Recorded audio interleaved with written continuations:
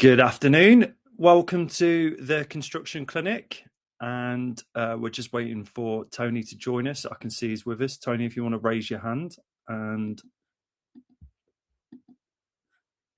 we can get you on the call.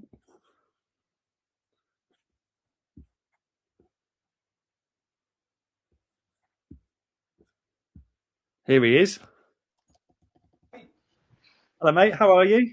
All right, you. Yeah, good. Happy New Year. Happy New Year. And to you, mate. It seems like a very distant memory ago now. I don't know about yourself. Yeah, it's flown, but also it feels ages away. So I'm glad to be back, though. It's good to be back. So much exciting stuff to start the year, and you've been off to a bit of a flyer, haven't you? Yeah, it's gone a bit mental. Like, I went into it a little bit slow. I thought, to be fair, I had a job cancel on me. I'd got it booked in, never paid a deposit, chased it up. I said, oh, we don't want to do it anymore. An estimating job. Anyway, so I thought, right, I've got 2 or 3 days now to do some website stuff, do all the stuff I never get time to do. I've done none of it.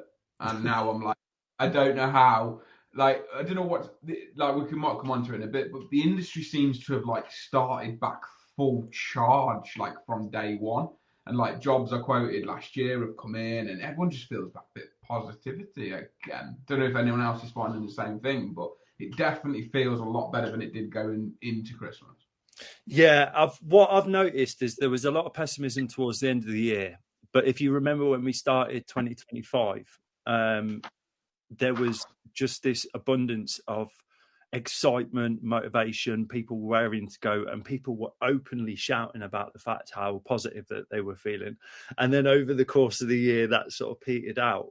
Whereas I've noticed with the start of this year, people are quietly optimistic. They're not shouting about it. They're not saying this is going to be the year. They're just sort of cracking on, getting on with stuff. And yeah, I think that's probably a healthier mindset to have. But we shall see what gets chucked at us this year. So, Tony, in terms of just a bit of a recap, we'll get into your experience and who you are, and obviously being a partner of UK Homes Network. I'm going to just offer a quick disclaimer.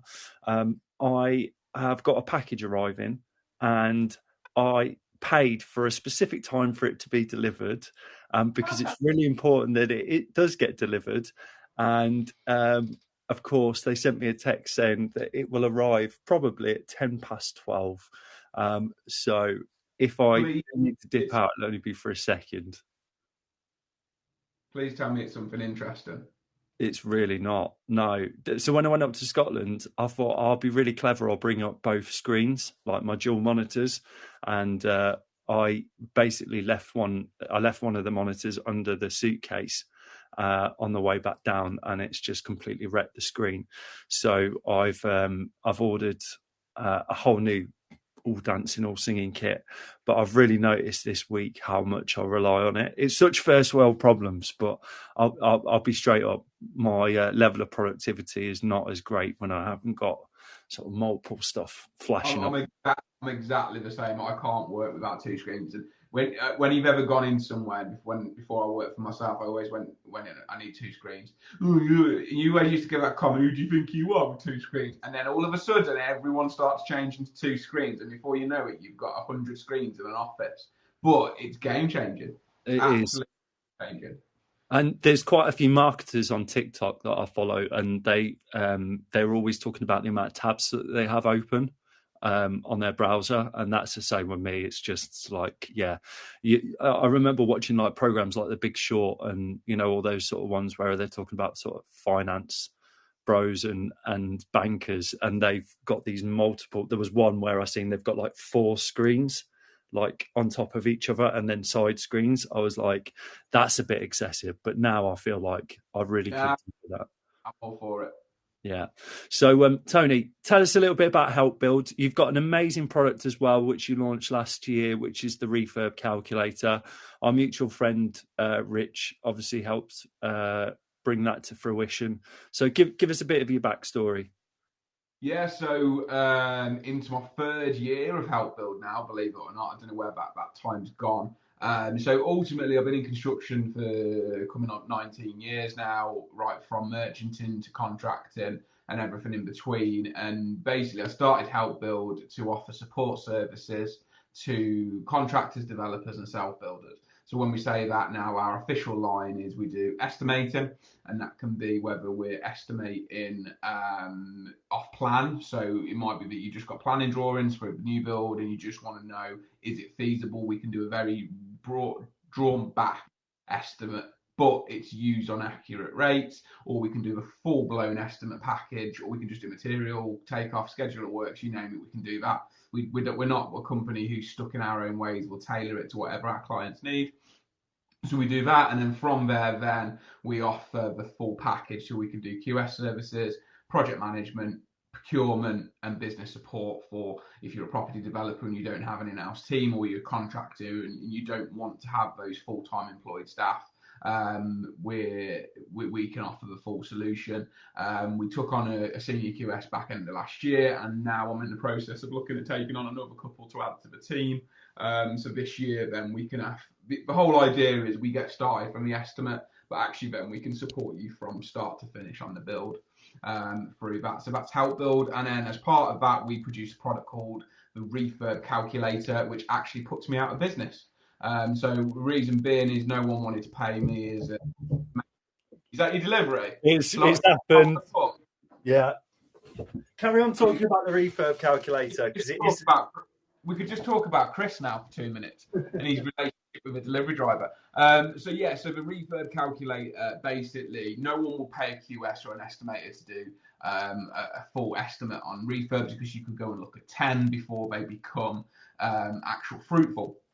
So what we did was we automated the costing system. You don't need drawings. All you need to do is input the room dimensions, click the scope of works, whether you're just doing a decoration or you're doing a fallback to brick, plaster, new kitchen, select it all. And then by the time you've done all your options, get to the end, select your delivery method, you select your location, so it alters the costs, alter that. And by the time you get to the end, you get a fully costed schedule of works, which I would have took 1 day or 2 days to do for you.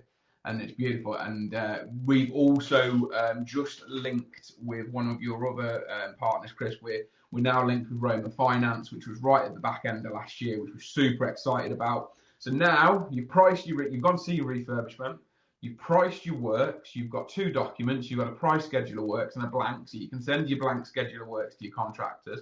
But now you can send your priced schedule of works direct to Roma Finance, and then they will give you a quote for the finance for it as well. So you literally don't need to do anything other. Roma are dead excited because they love it, because they know where the building costs. You just don't get a fag packet estimate anymore, and etc. So yeah, we're really, that relationship's going to get bigger over this year, but we're trying to offer that sort of solution and work with partners. And yeah, it's exciting at the minute. Amazing. We got Michael on the in the audience, so that's brilliant. So it'll be dead chuffed with that. But yeah, it's well long overdue in terms of what HelpBuild is offering, and also with the refurb calculator. And I think with the audience that we've got in UK Homes Network, that is the sort of the perfect kind of guys that will benefit from what it is that you're offering, Tony, because we typically, the makeup of our audience is sort of those SME developers and the landlords, portfolio landlords that are going out there and potentially renovating properties that could do with that additional support. So 100%. And the reason we do the construction clinic and it's to help those people. And I won't name him, but I've just started to work with somebody who we just know. And, he'll happily put his hand up. And when I gave him my cost to get involved, he's like, oh, bloody hell, that's X amount of days for me. I might as well do it. So I slowly sort of got in and we've started working together. And I throw little things in, like the difference between metric and imperial doors and what it means for the project and what it means for the costs. That was just a little bit of industry knowledge. He sent me a voicemail. He went, I can't do this without you. I need, almost like I need you. It's almost a little bit like a romantic moment sort of hit. So it was great, but they're the little things where us as HelpBuild and what we try to do in the construction clinic. I mean, I'm here for free doing that. So if there's any areas you want to look at, if there's knowledge nuggets, because I think we still plan on doing this every month, aren't we, Chris? Yeah, absolutely. We're going to make this a regular feature because the amount of people that we've helped already with the questions that have been sent in and your answers, Tony, has been game changing for a lot of people. So I think we need to get this in every month on a regular date, so that people can come along and put their questions to you. 100%, and I think we talked about as well potentially doing some specialist ones. So we might do a specialist on extensions or new builds or refurbs, or we might, with Michael being on the call, we could always do a joint one with Michael and kind of and Roma, and understand actually that people and construction costs seem to throw them over here and think it doesn't matter, but it's the part of the whole journey. And my biggest quote is, your schedule of works when it's costed is your business plan for your property development. Now, nobody would go and do six figures into a business without a business plan. Well, you might, but the general rule is you do a business plan. But so many people go into property not thinking like that, and you could be investing hundreds and hundreds and hundreds of thousands, and you're guessing your building costs and you're guessing your works, and you're just not. And people are so thinking about the profit at the end, and sometimes you just need that little bit of support. So kind of getting that network involved and really sort of interlinking between them. It makes things so much easier for people. Great stuff. Well, Tony, in terms of these sessions, just to recap, they're totally interactive. We want our audience members to come and open up the chat and put their questions, scenarios. We've even had some members in the past who have actually come on the call with us to put their questions directly to you. If they want to do that, they can raise their hand, which is one of the options down below, or they can put a comment in the chat and we'll get to those questions. Alternatively, you can either drop me a message or Tony in the platform with your questions and we can answer them live directly on the call. So make sure you use the direct message feature in the UK Homes Network. We've had some questions sent in for us already, but before we even get to those, there's one pressing question that I think everyone wants to know, Tony, which is what's happening with build costs this year? What's happening with building materials this year? Are they going up? We had John Howard on the webinar on Monday night, and he's quite confident that everything's still going up in terms of price. Is that what you're feeling? It's tight. Every industry's tight. If we just forget about it being building for a minute, everything's going up this year.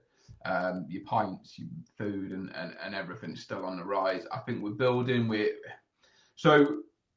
materials are going up. I predicted it back in October. I'm going to be doing a sort of a roundup, sort of one-page document of where it's hitting, when it's hitting, and I'll put that on the platform when I've completed it.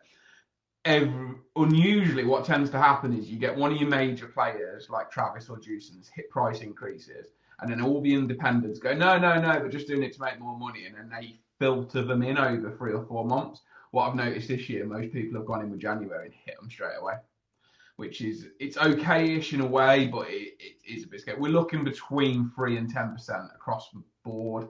Plastering's gone up 8% material-wise. Bricks are anything up to 10%. Everything has gone up on materials-wise without a shadow of a doubt, and you need to plan for that this year.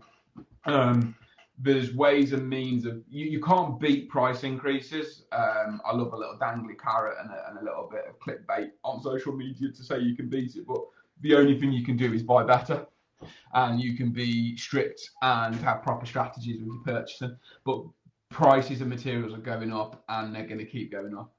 They never come down.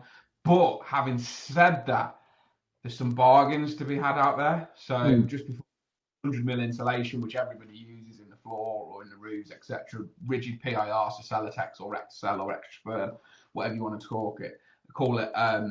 I paid less in the last 3 months for that than I have done for 3 years.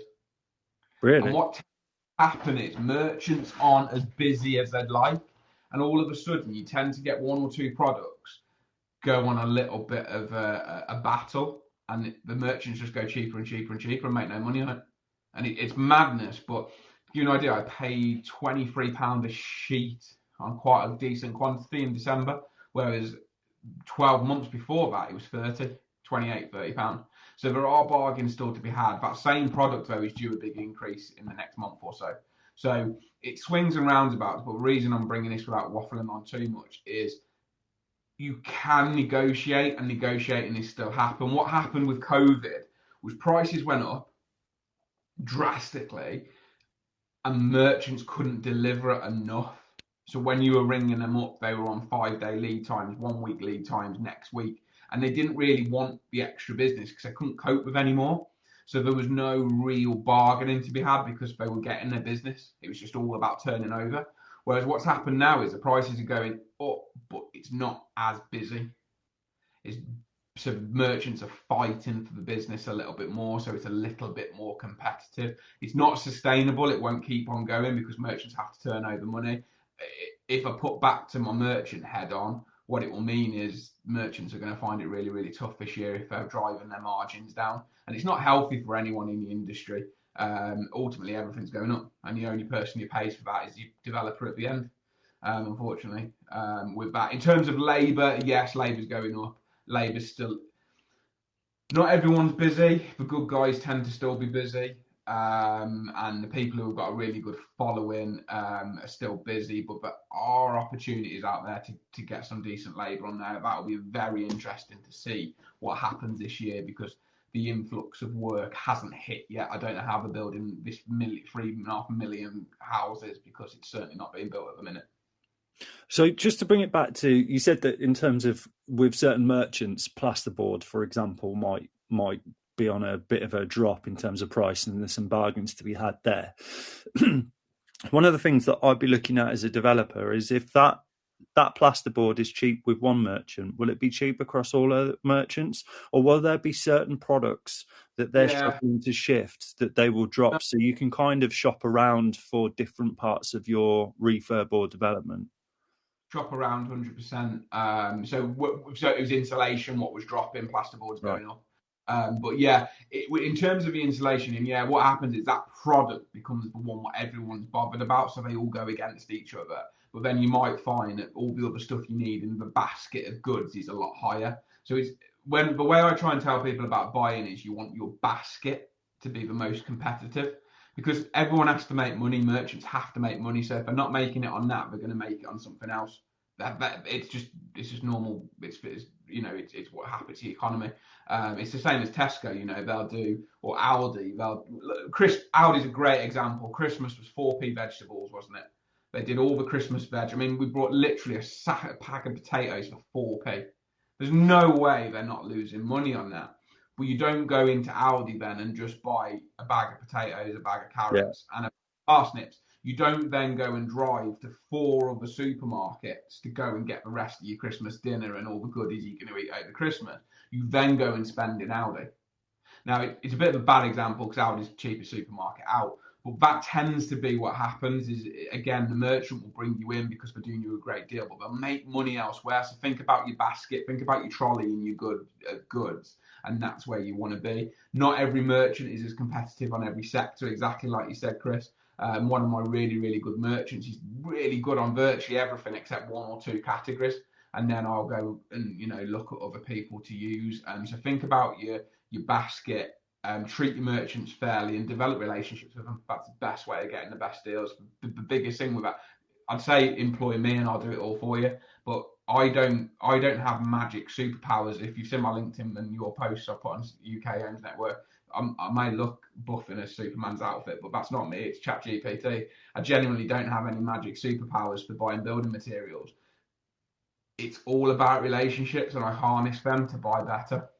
And that's where people down what I call, if I can say it, slutting around for merchants and going backwards and forwards, and they can do it for 10, they can do it for 9, they can do it for 8. That's not how to get the best deals. It's about asking your merchants for the best price first time and having a fantastic relationship with them. That's the way to get your best deals. So I think you've answered my next question, which is, for example, if insulation is a lot cheaper,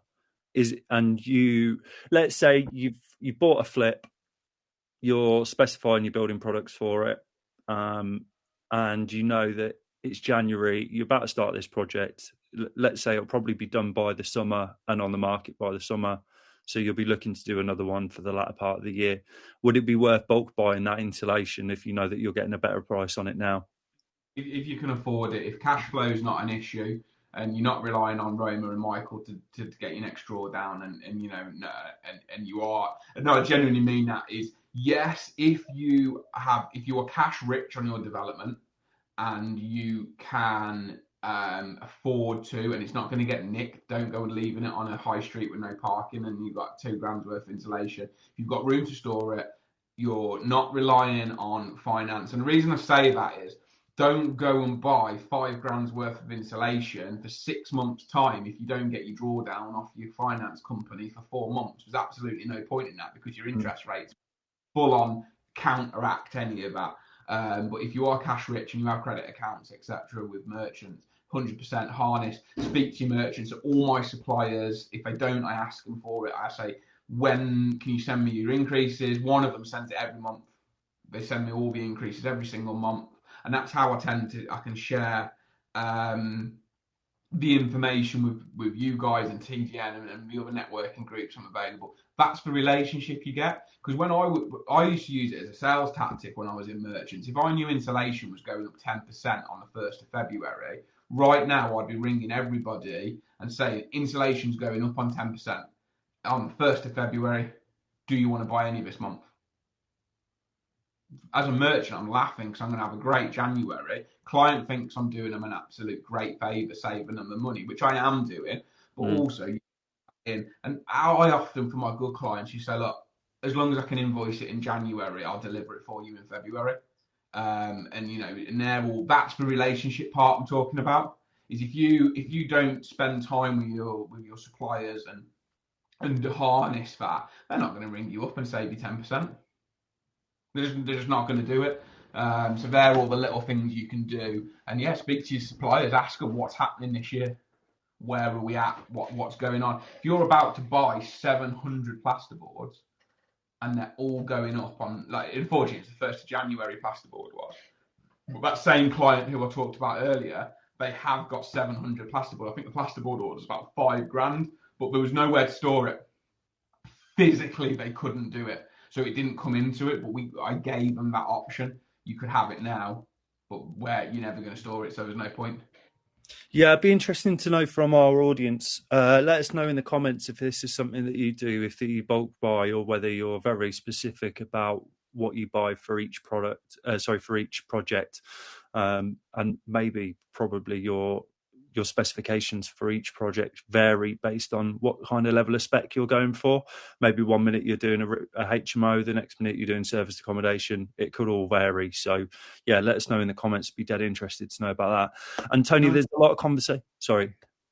In UK Homes Network, and you literally are a bit worried, and you want to send over a few invoices to me or a few quotes what you're getting, send them over to me. I'll sit here and have a little look. I'll know straight away if you're being looked after or not. Because I also am a realistic, so I look at it and go, you're only buying 10. You're paying right, or no, you're buying a lot of this, etc. So yeah, if you want me to check, I'm more than happy to help UK Homes Network's members and see if we can check on their rates and see if they're getting the best they can. Thanks, mate. We really appreciate that. And me and you have had conversations offline about this, and in terms of trades, that's a big topic of conversation this year. There's been certain conversations around the fact that there is a shortage of trades currently. Is that still the case, or are we seeing them? Good trades are about to be everyone's problem. Right.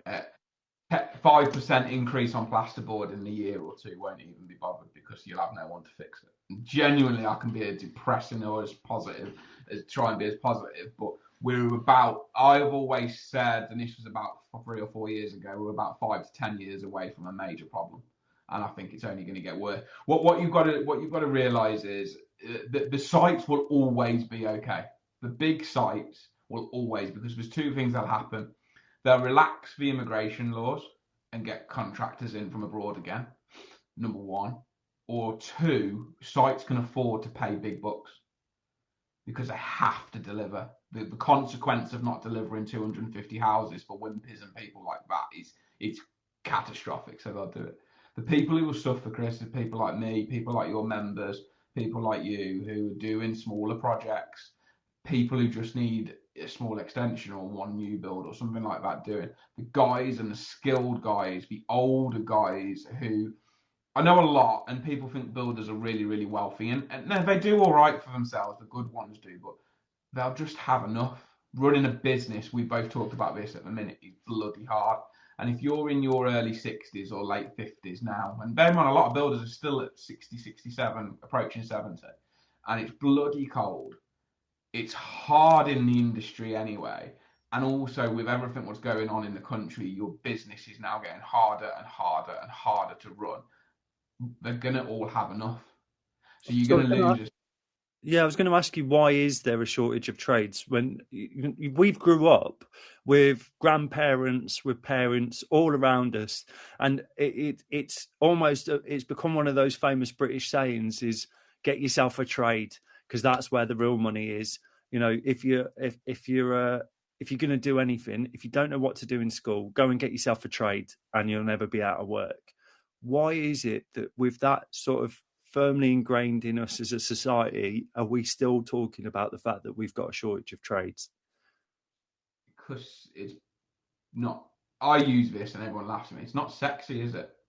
Tell me what's attractive about being up and on site for 7:30 in temperatures like it is today, working till 4:30, using a stinking portaloo, treading round in mud all day for £6 an hour, or whatever the going rate is for a 16 or 17-year-old apprentice.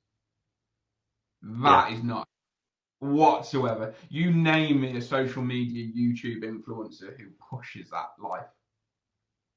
It's the industry is not, and the issue you've got now is people can go and earn more money stacking shelves.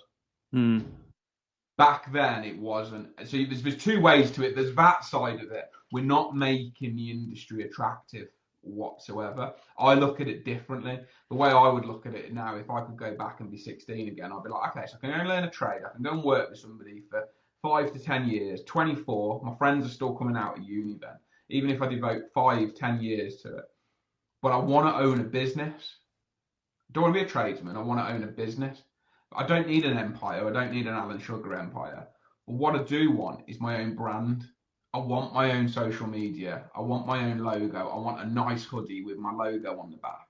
And I'll be going, okay. And I tell a lot of people that is the 6-figure salary of taking on 1 or 2 people and having a small team of people, and you're damn good at your job.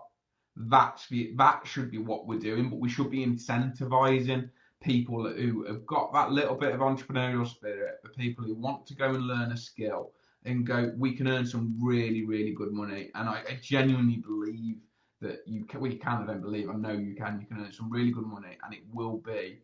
AI can't replace it. You can forget about your brick building robots and everything like that.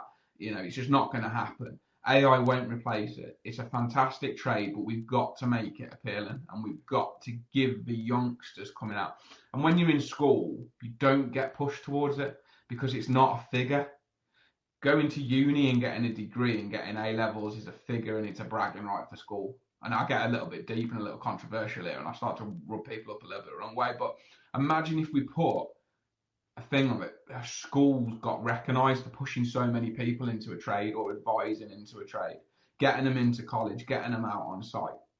It would be so powerful, but there's a massive, massive problem. The youngsters aren't going into it. But the issue we've got now is they're not going to work with the guys who are starting to retire, because you can only learn so much in college. The rest has to come from on site. Yeah. And unfortunately, new build site bashing doesn't give you the skills to go and convert your loft, Chris, into a loft conversion, to understand what to do on older buildings and all that sort of side and all the little tricks of the trade. Most of the guys, when I've worked with the apprentices in the past, have always said they hardly learn anything at college. They learn everything on site, everything they take with them. And we've got about 5 years left of that before we start to have some real issues because no one's getting taught of it. If I remember when I was in school, we had a really good technology department, and there was electronics that you could do. There was woodwork, there was food technology, there was textiles, there was like lots of different stuff that you could do. But there was no connection between that and doing it in the outside world. Even the electronics department was still, they're angling for why they were presenting this was more IT based rather than actually electrics within the home, electrical engineering, all that sort of stuff. And it was only when I got to college, I went to quite a good college, North Warwickshire and Hinckley College, based out in Nuneaton, and they had a full complex where they had bricklayers, they had sparkies, they had plumbers, they had gas engineers. They had this full department, and it was really weird because you walk past it and they looked like they'd been out on site all day because they're all covered in plaster and got the high vises on and hard hats and all that sort of stuff.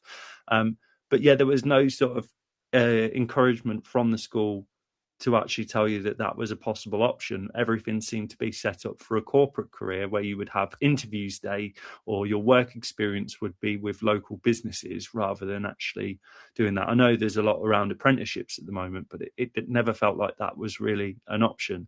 So if you were a developer, Tony, would you recommend that, you know, some of those institutions like the local college and stuff, to try and not only save yourself a bit of money, but also save you a bit of headache when you're trying to find a good contractor, actually going and potentially doing a bit of a plaster course or doing a doing something along those lines? Yeah, I think actually the missing key is that when you become a builder, like if Michael's still on, he'll back this up. The best property developers are ex-contractors. We all know people become wealthy from property developing. So why aren't we promoting that become a tradesman, learn a trade? Michael's just commented 100%. So why aren't we saying to youngsters and giving them a course to go learn a trade, do your time? I'm not talking 25 years, I'm talking 5-10 years, and giving them the ability then to turn into property developers. Because then they don't have to go and do all the client work. They can do a mixture of both. And what a life we're potentially showing them now. Because if someone would have said to me at 16, go and learn a trade home for a few years, then actually look at this map of what you could do. You could, by the time you're 40, 45, I'm not talking about changing the world and building London. I'm on about 3 or 4 properties, really nice income. You flip some, but also you've got a small team of people. But by then, you've developed a superb network of contacts. You've got your electrician, you've got your plumber, you've got your architect, and this beautiful ecosystem. Has anyone ever seen that promoted to youngsters? No, none at all. So for me, the next generation of property developers, because unfortunately, property developing is becoming so expensive unless you're in the trade and you can divulge, get rid of some costs that way. It's becoming very, very difficult to do. Whereas if you're taking on some of the work and property developing becomes your job because you're part of the trade and you can do that and you know your way around it, you're already halfway there. And I think they're the little things we're missing. Why aren't we putting that vision in front of the youngsters? Do you want to go and work the 9 to 5 corporate where you'll always have that, or do you want a bit of flexibility? It's not easy. I'm not saying we should tell them that it's a dead easy journey, but you can't sit home and watch Netflix for most of a week. You've got a hard few years, but get into your 40s and you could choose if you want to carry on working or not. What a beautiful that could be, and the only way we can do that is through the school. And getting that. So yeah, if you're a developer now and you're or you're thinking about doing developing in the coming years, go and do a course, like you said, go and do a plastering course, because you might not become the world's best plasterer, but what you'll start to do is meet people who will help you along the way.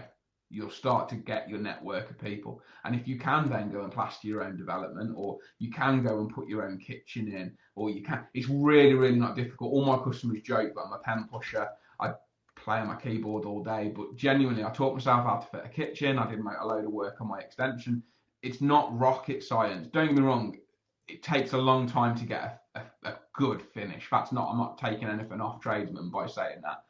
It takes a long time to get there, but go and learn a trade, understand it as your best, because you'll never be short of work, ever. If you're good at what you do, you'll never, ever be short of work. Great. Well, let's crack on with some questions from our members that have sent them in. And this is quite an interesting one. Do I need drawings for a basic refurb project? Ooh. Officially, no.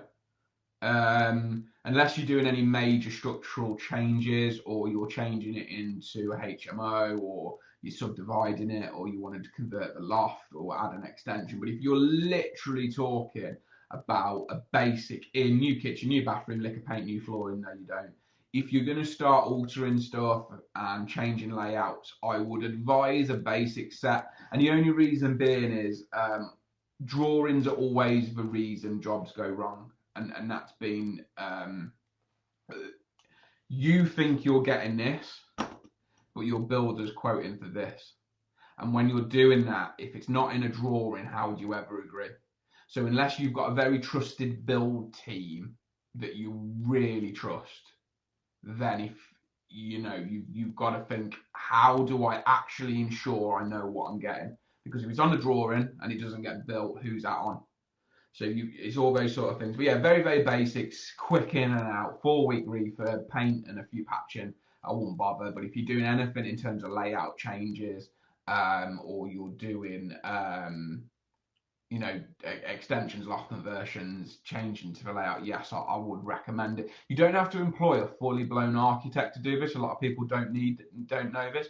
You could have an architect's technician or a draftsman who can just put you a basic set of drawings on, so you don't have to spend thousands and thousands of pounds on it, but at least you know what you're getting from that. And with technology these days, there are some softwares out there what you can just do your own mapping of a drawing. I wouldn't recommend it, but you can do that if you just want to kind of get a bit of a grip. So if you really do want to go to town and go, right, room A is having this flooring, room B is having this, but it's good schedule of works through the refurb calculator. Wouldn't mean you wouldn't need any drawing. Amazing. Yeah. How do I know if fire doors are needed? Okay, as a general rule, a general property which is 2 stories and you're just renting it out or you're reselling it as a general property, probably the house, Chris, you're not in a 3-story house, are you? No. No, me and you live in a 2-story normal house, we don't need fire doors. If you're doing a HMO, yes, you'll need fire doors. If you're subdividing into smaller flats or studios, you'll need fire doors. If you're adding a 3rd story and you'll need fire doors in places, that usually is the 1st floor. The best thing to do is to get your architect. If you're going down that route, is your architect will specify. If you haven't got an architect and you're just going through building regs, they won't tell you as a general rule. So I'd 100% say that's down to your architect to say. But yeah, if you're just doing a normal 2-story house, the only time this ever changes, and this is where we get a bit complex, for example, is if you go in very open plan and your kitchen is open to the stairs, which can sometimes happen, then if you haven't got escape windows in every single room, you'll need fire doors, and all those sort of things. So yeah, there's a lot to it. If you're asking that question, I'd recommend with your architect to just to double check and go through it.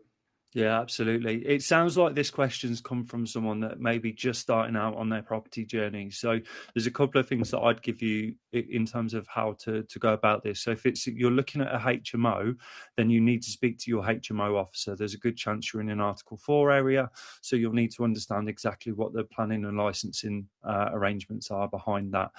You will be able to find all details on their website, but initially, if you wanted to build a relationship with your HMO officer within your local authority, that's a great starting point. And they will obviously be able to help and tell you in terms of what sort of demand is there, particularly if that's the sort of project that you're looking to do. But generally speaking, if you're looking at loft conversions, or you're looking at, as Tony said, properties with bigger with more stories, then you certainly need to look into exactly what the requirements are, the safety requirements.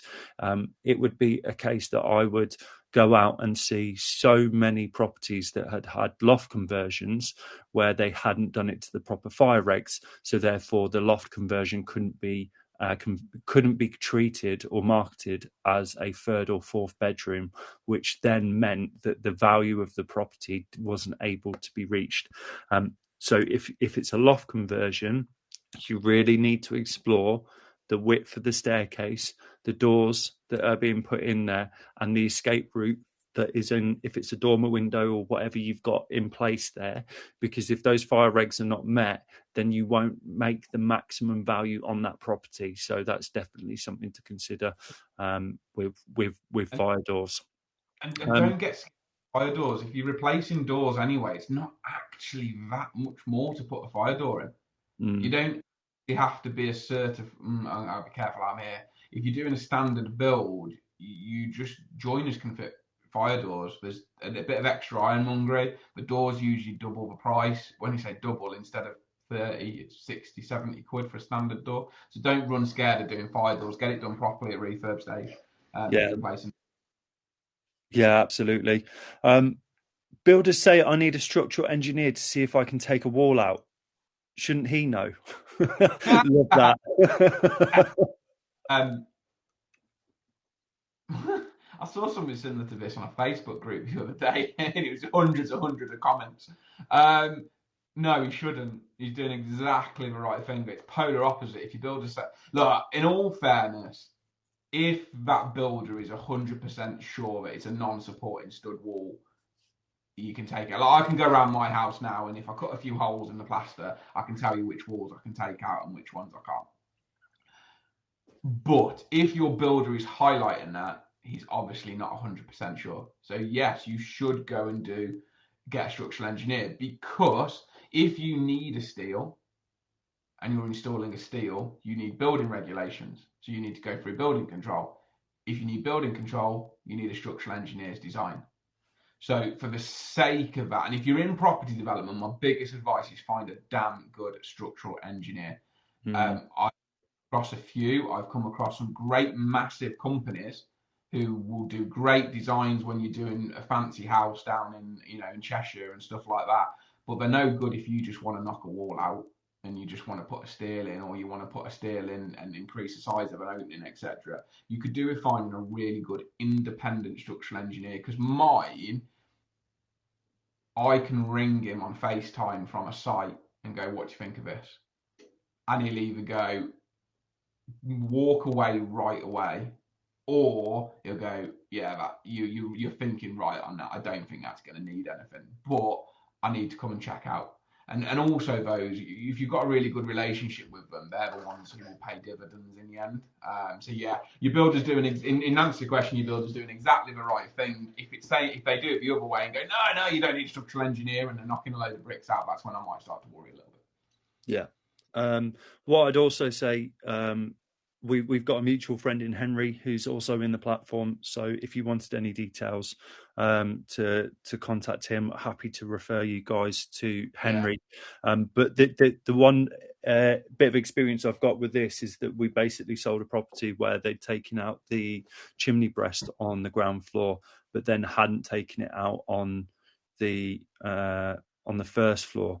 Now, this is kind of standard practice to save costs, which means that you don't have to take the full chimney out of the roof line. But it was, if you're telling a builder to go and do something, they'll go and do it for you, unless you specify exactly what it is that you want, which is what we faced when that property was being sold, because we had no evidence that that builder had tied the remaining chimney breast to the joists in the floor and to the wall. If he didn't, it could potentially mean that when the new owner takes on the property, that the whole chimney breast comes straight through the floor. And I have seen that happen on probably 2 or 3 occasions, not in the room when it happened, but I've been into properties after, and the devastation is incredible, especially if you've got wooden floors on the ground floor, because they completely give way. But we had to get a structural engineer out to approve the fact that the chimney breast had been tied to the joist correctly, and a mortgage lender wouldn't accept an indemnity on that, because an indemnity insurance, because the structural integrity, how dangerous it was, if it hadn't have been tied to the joist. Why can't I never say that? I sound like, was it Gold member off Austin Powers, tied to the joist, tied like a tiger. Anyway, yeah, if it's not tied to the joist, then it's dangerous. So they won't be able to put an indemnity on those kinds of structural works, and the builder rightly will go out and do the work that they've been asked to do. if they're not specifying that they need to tie to the joist, then it's not really up to them to do that. So that's why you always need to get a structural engineer. I would kick back a little bit of that and say your builder should question it, should really, if they're good. But for me, on the subject of chimneys, I don't understand why people mess about doing that. Just drop the whole chimney. Just drop it, because dropping a chimney is not actually that bad. The hardest bit is the bit on the roof, what you might need a bit of scaffolding. The easiest way of dropping a chimney is starting at the top, throwing the bricks down the chimney into the living room below. Like when I used to work in a contract, and we used to remove a chimney in a day, 2 days max. Now, if you're doing a major refurb on a property, and especially if you're keeping it as a rental or an investment property, chimneys leak, chimneys cause damp, and they're the first item on a roof to need repointing or work. Yeah. So if you're planning on keeping the property, pay that little bit extra now and drop the chimney. I can't stress that enough. Just get rid of it. Do you know the amount of gas engineers we've had out in the past to get dead pigeons out of the chimney stack? Yeah, it's anything else. Unfortunately, we can't do it because we've got halls together. We're in a halls together property, which is a terraced house where the 2 halls are either side, which means that the lounges on either side of the property back together, and we've got shared stacks with next door. And the lovely next door neighbour he's put a beautiful log burner in his. I don't think that would require a little bit more work than. Don't drop a chimney if it's shared. Don't do that. Yeah. And then I'm going to get on to our final question from our audience, Tony, which is, how do I know what type of foundations I'm going to need? Okay, you personally won't. So when I'm doing my speaking presentations, I do cover this. If you're doing any type of extension or new build, if it's on a standard property where you don't need to worry about older properties falling down, unless you over specify it or you get terrible builders on board, the money you're going to lose is in the ground, and it's for that exact reason. So the way I always reference to this, we did our own single-story extension on a very, very tight budget. And it was genuinely, if I needed to do anything more than strip foundations, which is your standard concrete footings, which go into majority of builds, we couldn't afford to do it. So all I did was I dug a hole in the back garden. And I did it myself. Me and my lad did it with a shovel on a Sunday. There's a picture of me somewhere in the hole. Basically, get your structural engineer who's on side and do a test hole. So if you're doing an extension, just dig it against the existing house. Or if you're doing a new build, that will differ slightly. Your structural engineer will need to instruct you on where they would want the trial pit holes. But the most you're ever going to pay is a digger driver for the day and the structural engineer to do the design. But it's well worth it. And I mean 100%. I was looking at a plot last year, and I genuinely said, to be honest, if we go through with this, before I do it, I want to come and dig a hole in your garden, because I wanted to know what the ground was like, because it can make or break a project. If you've got to get piling's not as bad if it's not as big, but again, it can still add tens of thousands on. If it's raft or you need to do anything out the ordinary, it's going to be expensive. If you're doing an extension on a house, the real way of telling is exposing the existing footing and seeing what that is. But again, that doesn't give you the full story. So for me, if money is tight and it makes it, if your type of footing and foundation is going to make or break the product, do a trial hole, get your structural engineer involved early, ask them to come and inspect and look at what it can be.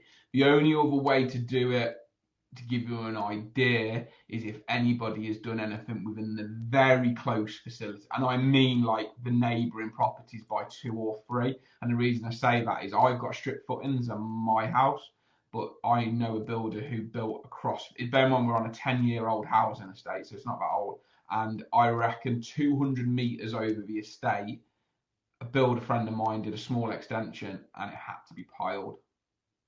So don't go, the street 5 streets down, they had standard. That will make no difference at all. If either of your neighbours have done an extension or a build recently, the likelihood is you will be the same. That's still a guess. You still won't know till you put your shovel in the ground, as we call it. But yeah, you're going to need to get some professional help. But as I said, if the figures don't stack, for you. If it isn't anything other than standard footings, then you need to get some trial holes done and get your structural engineer, and worst case, get a digger driver. Yeah, 100%. Obviously, the theme of this is find a good structural engineer. But if you're just doing an initial site visit, I'd recommend having a look around you. Are you close to a railway embankment, or adjacent to a railway line or a main road? What's the topography of the land? I mean, in an ideal situation, you should be buying flat land. What's the area known for in terms of its geology? Is it clay underneath? And is it a mining area or heavily industrialized area? You can kind of go through those, and I'm not saying you can price it, but you can certainly work out whether it's going to be expensive or not. Your others are trees as well. So if you've got big trees around, especially if they're on a TPO and you can't get rid of them, if they are close, your structural engineer will make you put a raft foundation in, because if there's a danger of those roots taking over the footings and stuff like that, if they're not, you can always remove them if they're not on a TPO. But again, that's a cost. That's not free, and all that sort of thing. So yeah, so many people, like I'm the one who used to have to make that phone call when we used to dig down and it was clay, or we dug down and the footing on the existing house was 2 meters underground, not a meter. And like, you're not talking about 100 grand if it's just an extension, but you could be talking 10, 20 grand extra on the job, depending on the size. And on a new build, if it's a multi-plot, we had a talk from, the name will come back to, who was it at TDA and Chris? What was his name? Simon Blower. If you go and find Simon Blower on LinkedIn, and I'm sure he's done an article on it, their groundworks cost, I don't think I would sleep. He did post a couple of times after TDN in UK Homes Network, so go to his profile and you'll be able to see some of those posts. Yeah, super. But yeah, Simon's a fine example of that. But Simon did his homework and he made the site viable because of it still. So it's not the end of the world, but again, it depends on your experience level. Great stuff. Well, Tony, thank you so much for this afternoon. It's been an absolute pleasure and a great way to start the new year by having you back on. Where can people find you? How can they reach out to you if they want to know more about either HelpBuild or the refurb calculator? Come on to UK Homes Network as their official construction partner. If you come onto UK Homes Network, I am a partner with the network, or helpbuild.co.uk, refurbcalculator.co.uk, or I will, when we share this up I will put my contact and my link tree so you can follow me on social. Follow me on socials, because I do put a load of free stuff, and I always post it on UK Homes Network as well. So on that side, so that's a way I'll always be giving the members something back. But yeah, if they want to contact me, no problem at all. Brilliant. Thanks, mate. Well, me and you are going to have a call this afternoon and work out when we're going to bring these back on a regular basis and get them booked in. Thank you all so much for your engagement and for all the questions that were sent in. If you would like us to answer any questions or scenarios that you've got on the next session, then either drop me a direct message or Tony in the UK Homes Network platform, or you can drop us an email, whatever suits you best, and we'll be happy to answer those on the call for you. And of course, if you've got any invoices or drawings you want Tony to have a look at, then please do reach out to him as well. Guys, thank you so much, and we will catch you again very, very soon.